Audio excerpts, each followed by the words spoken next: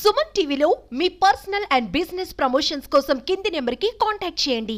యాదాద్రి లక్ష్మీ నరసింహస్వామి ఆలయంలో శనివారం ఓ ఆసక్తికర సంఘటన చోటు చేసుకుంది.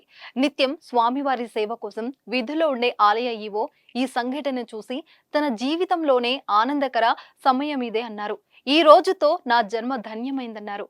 తన డ్యూటీలో అత్యంత సంతృప్తినిచ్చిన పని ఇదే అన్నారు. ఏంటా ఆ ఆసక్తికర సంఘటన ఇప్పుడు చూద్దాం.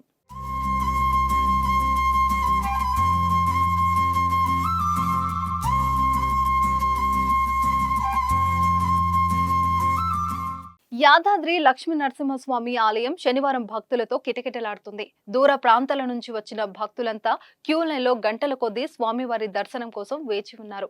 జై నరసింహ నామస్మరణతో యాదాద్రి క్షేత్రం మారుమోగుతుంది. ఇంతలో క్యూ లైన్లో ఉదయ్, అన్వేష్, హుసేన్ ముగ్గురు హైదరాబాద్ కు చెందిన భక్తులు స్వామి దర్శనం కోసం క్యూ లైన్ లో ఇబ్బంది పడుతున్నట్లు అక్కడ విధుల్లో ఉన్న ఆలయ ఈవో భాస్కరరావు గమనించారు. వారి దగ్గరకు వెళ్లి పలకరించారు. వారు చెప్పిన సమాధానం విన్న ఆయన షాక్ కి గురారు.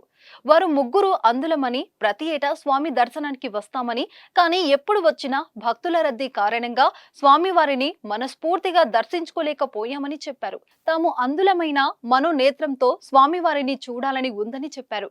దీంతో చలించిపోయిన ఈవో భాస్కర్ వారిని స్వయంగా వెంట తీసుకెళ్లి గర్భాలయంలో ప్రత్యేక పూజలు చేయించి విఐపి ప్రోటోకాల్ దర్శనం చేయించారు.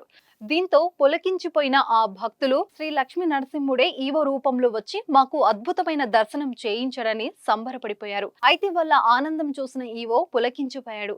నా ఉద్యోగ జీవితంలో అత్యంత సంతృప్తినిచ్చిన రోజు ఇదే అన్నారు. అందులో మాకు కంటి చూపు లేకున్నా భగవంతుణ్ణి చూసామని చెప్పారు.